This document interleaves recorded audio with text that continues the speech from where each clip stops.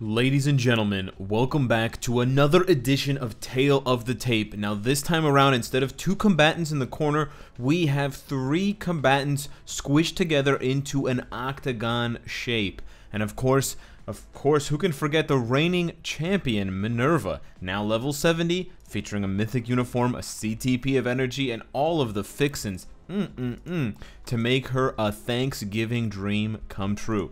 But we've got 2 upstart young combatants that really want to take that prize away from her. What the hell am I talking about? Well, hey guys, what's up? Welcome back to the channel. It's Cynicalex, and today we're doing Sabretooth and Big Jugs versus Minerva for the Combat Villain ABX. Now, of course, if you're just looking for 100,000 points, I can tell you safely that any of these characters, including Minerva without a uniform, can safely get you to 100,000 if you play well enough. I definitely know that Juggernaut and Sabretooth can do that at tier 1. Minerva can probably do it at tier 1 as well, although it might be a little bit harder for her. But at tier 2, with a bit of a comparison difference, I do want to discuss their pros and cons. Now, of course, the big change, the big difference here that puts Minerva apart is not only the uniform. The uniform is a huge, like 55% of the reason why she has a higher score is the uniform, and then 45% is the level 70 and the gears, 23, 22, 22, 25. That's a huge difference. You cannot discount that. So do not expect Sabretooth and Juggernaut to approach her score. However, just to be extra special for you guys and just to be extra accurate, I went back and I watched the video that I did when Minerva first took Apocalypse and shoved him into the dumpster, and she was getting about 1 million to 1.1 million points. So 1 million is kind of the baseline that we will use for a level 60 Minerva with a mythic uniform. I don't know if it was mythic at the time. It was at least heroic because I got it built up quite quickly. But she had the uniform at the very least, so that adds chain hit damage, it adds the skill changes, it adds the flat all attack buff, and then it adds those other buffs as well. It allows her to cap her skill or her stats more easily, ignore defense, skill cooldown.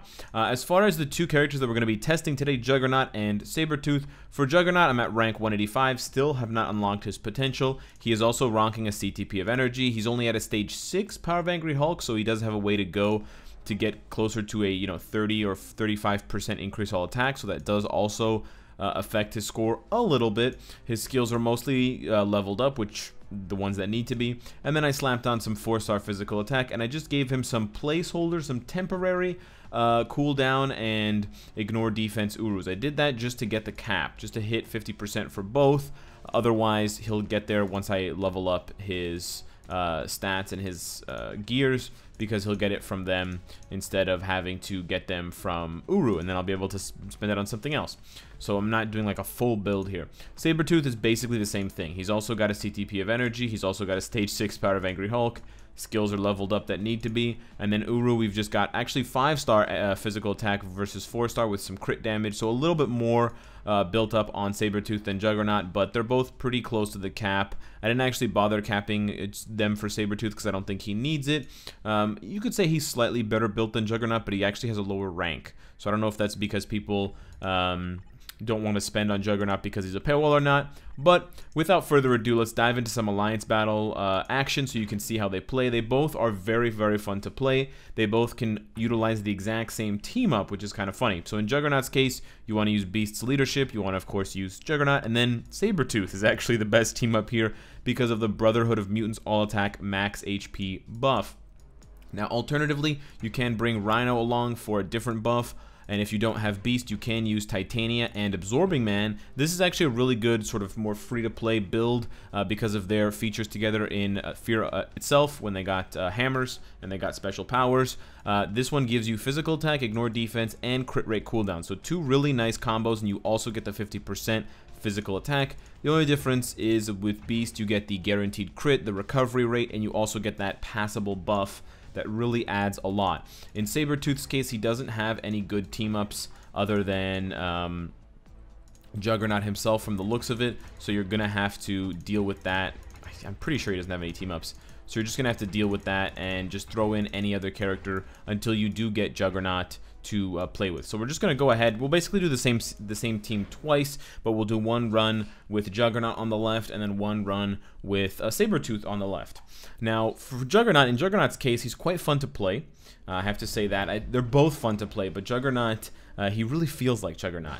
We're going to pass the buff, we're going to go ahead, and we're going to hit 2, he's going to hit us, and then we're going to proc 5. So this is the basic rotation. We're going to do 3 right after so that we don't get debuffed, we don't get silenced. Silence is the really big problem here. So the guard hit on his 3rd skill really does help to stop that. But you can see he just smashes everything. He gets the all defense buff going, and you basically just chain from the immunity of the 2nd skill into the guard hit on the 3rd skill. Now we're a little bit ahead of the proc right now, so we're actually gonna have to sit here and wait for a second. We do want to get hit, and then we can go right back into it. But you basically just face tank. It's kind of nice. You don't have to run around. You don't have to do any goofy stuff. You just face tank. I procced on the wrong skill by accident. I thought I had more time. I did not have more time. You can definitely get, still get silenced using Juggernaut because of the fact that the guard hit on his 3rd skill is vulnerable to getting stripped early if the Frost Beast does a lot of hits, like he lunges or something like that, like he's doing right now. So you may need to use the slight iframe in the 4th skill and kind of time it carefully. You may also want to use the 3rd skill to run away, which is another thing you can do. But otherwise, you kind of just sit there and slam, and it's pretty fun, I gotta say. Like the ground shakes. This is almost like what. Oh, I got silenced there.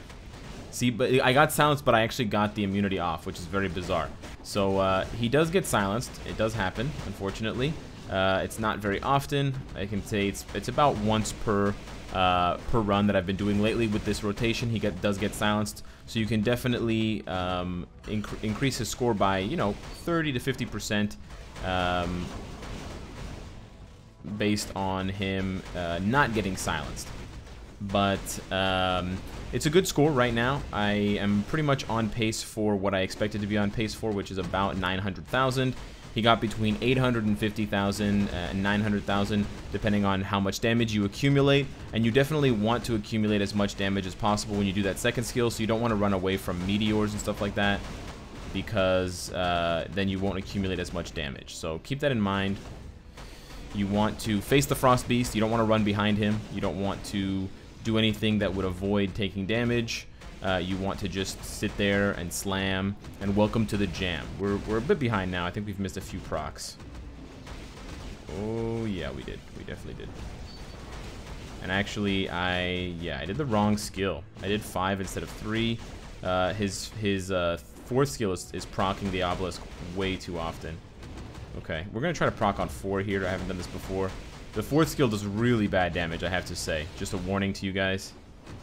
The 4's damage is really bad. I wouldn't go too far in trying to get damage. So there we go.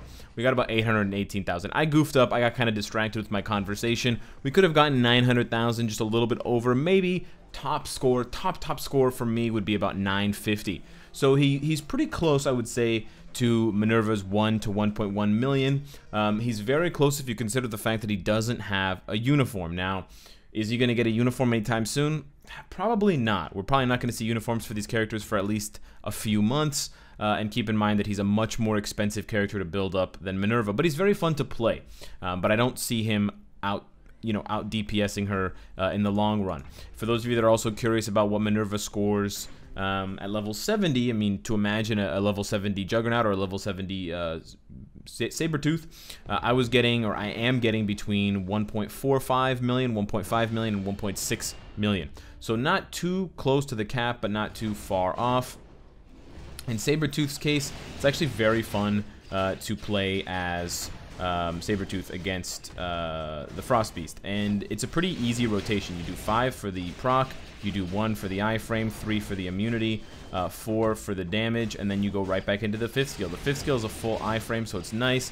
The 1st skill is an iframe as well, so you can dodge in between. And the 4th skill moves around. He actually circles the Frost Beast, which is really funny because it's perfect for dodging meteors. So oftentimes you actually dodge the meteors. The 5th skill, as you'll see, is a full iframe, so you don't have to worry about getting stunned. If the meteor is about to fall underneath you, you basically won't ever happen. You never get interrupted during that 5th skill. But you definitely do want to take advantage of the 3rd skill to stop the Frost Beast from hitting you if you're about to get hit, because that that instant iframe on 1 is really, really nice. But you definitely want to keep the buffs up from the 3rd skill, so you always want to cast it. If you're about to get guard broken, just cancel into your 5th skill, because he will get guard broken if he gets hit. One thing that's interesting about... I almost got silenced there. One thing that's interesting about Sabretooth, from what I've seen, is he benefits more from a CTP of Rage than some of these other characters, particularly Minerva. Minerva doesn't really benefit from a CTP of Rage, but what I've seen, what my Alliance members have told me who have tried, is that Sabretooth really does benefit from it, and I think much like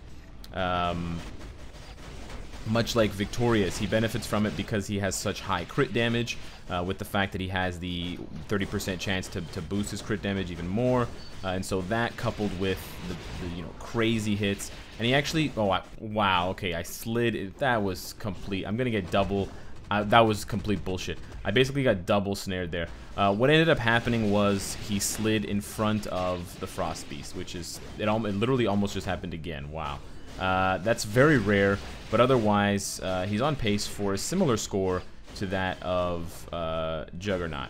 And that's kind of what I was seeing. It's quite a similar score between Juggernaut and Sabretooth. I do think Sabretooth has a bit more... I might get snared here again. Sabretooth does have a bit more potential long-term, I think, than Juggernaut. But the only thing that Juggernaut has that Sabretooth doesn't have is the super armor. He doesn't get guard broken, but Sabretooth does get guard broken. I really thought that Sabretooth had super armor, but he doesn't. But he's really fun to play. I honestly think they're both more fun to play than Minerva. But these guys feel more like combat types, if you know what I mean. They're not shooting around with a gun. Ooh, I almost got stunned there. So we ended up getting about 830 points. We got silenced once. So again, we probably could have gotten 850, maybe 860.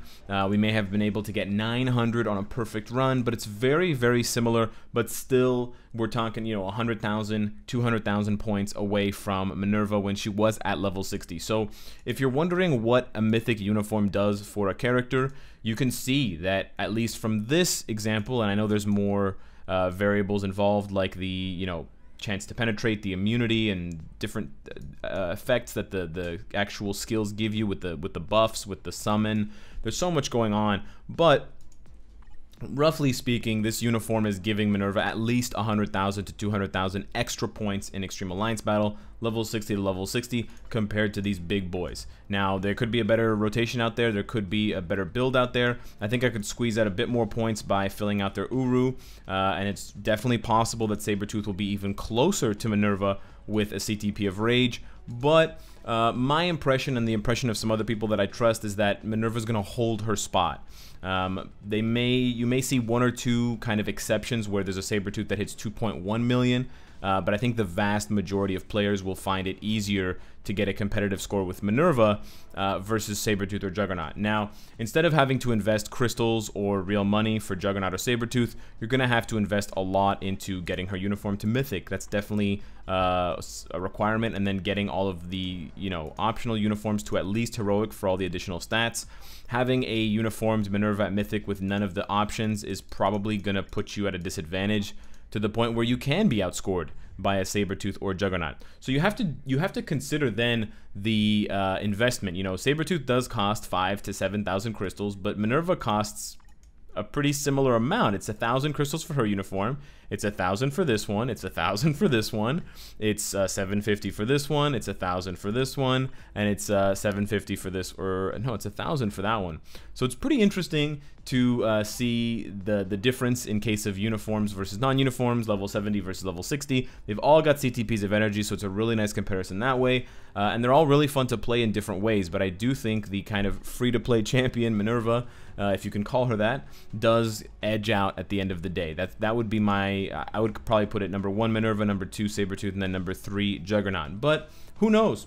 level 70 could hold some massive upgrades for one of these two big boys, and they may end up passing her, but I don't think it'll be by very much. So hopefully that's been helpful for you guys. Hopefully those skill rotations for both Juggernaut and Sabretooth are also helpful for not only ABX but other game modes. Look forward to new content. Hit me up on Twitch, join the Discord, and of course, if you like what you see, I hope to see you again tomorrow.